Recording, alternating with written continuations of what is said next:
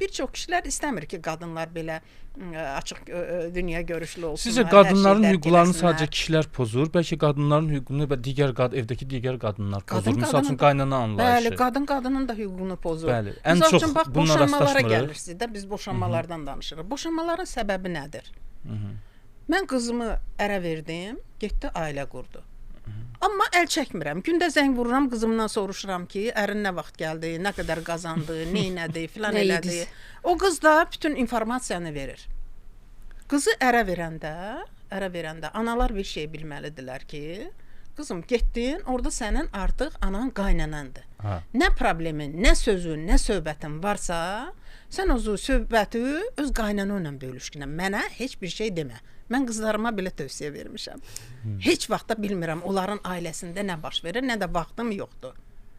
Amma analar indi ayrı cür hərəkət edir. Qızları nəzarətdən buraxmır. Sən bunu artıq evdən köçürtmüsən, bunun öz ailəsi var. Ona sərbəst düşüncəyə imkan ver, şərait verginən sərbəst düşünsün.